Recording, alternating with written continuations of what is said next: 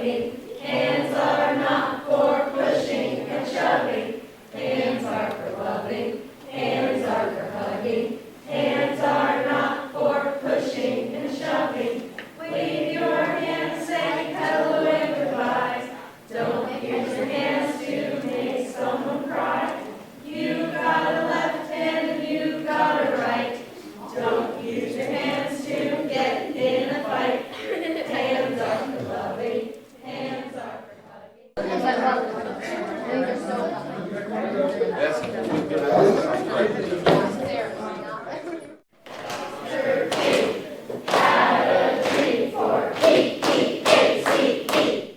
Hi, this is Joe Robbins with Greenbelt Access Television doing an interview with MJ and Jerry Park here at Peace Camp here in Greenbelt, Maryland, 2025.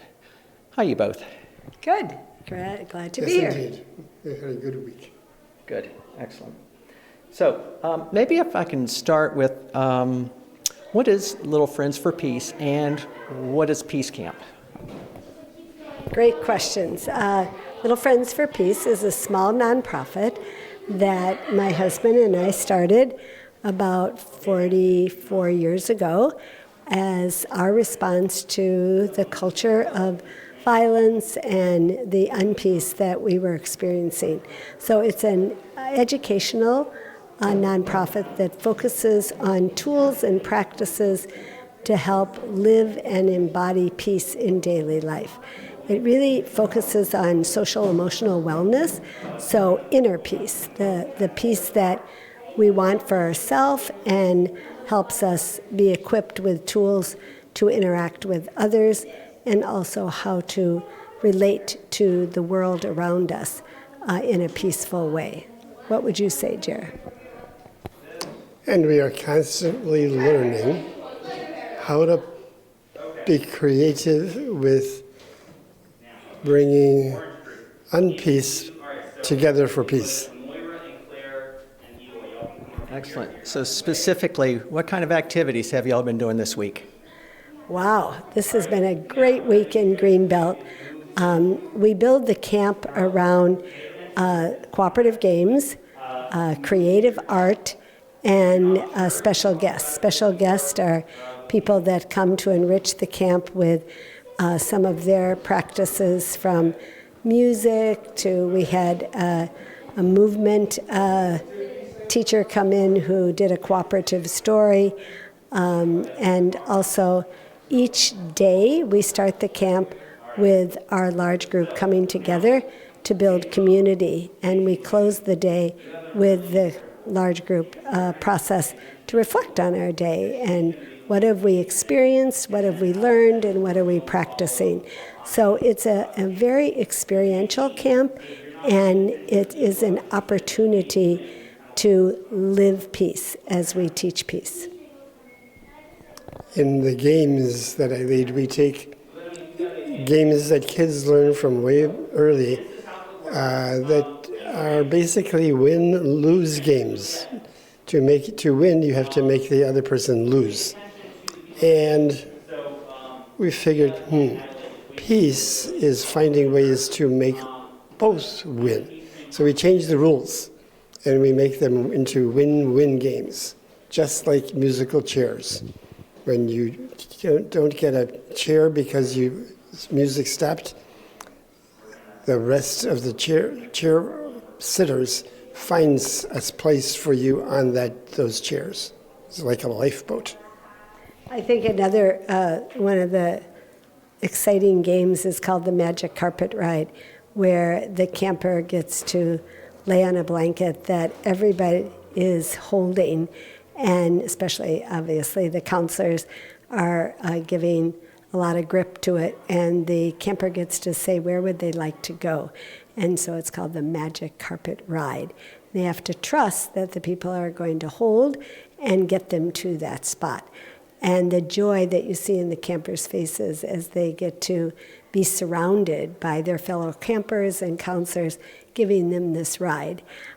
Today, they played the human car wash game, which is that all of the campers and counselors become sprayers, put their hands up, and they have imaginary water that they're going to spray on a camper, sharing an affirmation, something that they liked about them during the week, or something that they have noticed or admire. So the camper puts a pretend quarter in the human car wash, and then they go through and their bucket gets filled with all these positive messages and affirmation. Another game we started this week was in teams of 2, the counselor and camper would go off and tell each other a story that happened to them. And then they come back to the group and tell what they heard.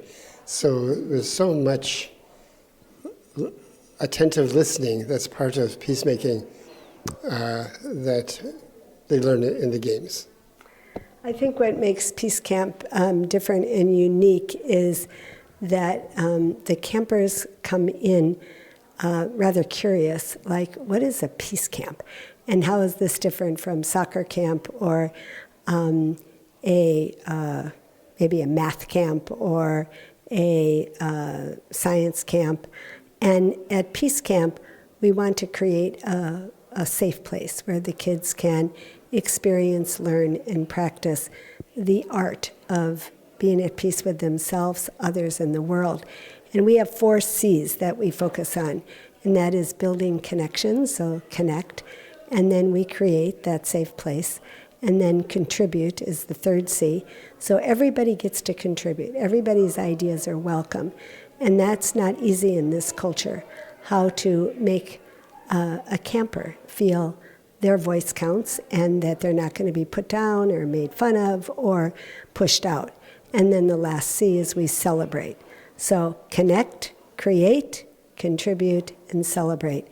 And the other unique part about Little Friends for Peace is that we want everyone to feel that they are a unique part of the culture.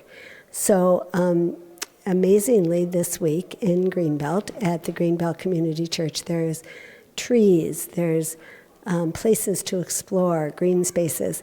And on their own, the kids started making these little huts out of twigs and leaves and grass, and then they added stones, and they have now called it their beloved community. And so it became contagious, and everybody saw the joy of working together and creating something out of the earth.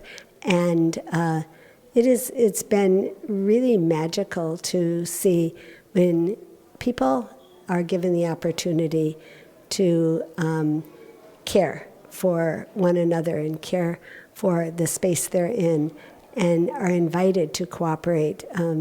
Amazing things happen. So we're building off the philosophy of Dr. Martin Luther King Jr. and Gandhi, who worked tirelessly to create community, nonviolent community. And so that's another piece of this curriculum, is that it is helping to equip the campers and the counselors with nonviolent tools to be able to interact with one another, to use conscious discipline as they interact, as they express themselves, as they solve problems. And it's so neat to hear kids say, I like this camp. People are so nice, or I feel good here, or it's so fun. And that seems very ordinary, but in the culture we're living in, where people seem to be X'd out, canceled out, called out, fear is mounting. Fear can I be part of, given who I am? Yesterday we had kids jump roping. We had a circle of 5 kids who were practicing balancing because I did the wellness wheel, and I told them that a balanced wellness wheel will exude peace. So it's become very contagious. It's a language, it's action, it's creating a staff that is equipped with this language, with this attitude that peace is possible, and to give them an opportunity to practice it. So here at Greenbelt, we have high school kids, college students, we have a teacher, a couple of teachers actually, who say that they need to come back to Peace Camp for themselves in order to keep practicing these tools and seeing that it is okay to be a peacemaker, not a peacebreaker. And together, the range of ages creates an experience. We say that this camp is the experience of peace because there are so many staff of all the ages to give special attention to the kids, and as they experience it, they learn the skills and practice them. Yeah. We start on Monday with our Seed of Peace, and we talk about how we're all week going to grow our Seed of Peace by working together and practicing the tools. So the Little Friends for Peace has created over these years a curriculum called Live Peace, Teach Peace, and we are now incorporated into schools and workplaces, sports teams, any place that people want to create and cultivate a culture of peace.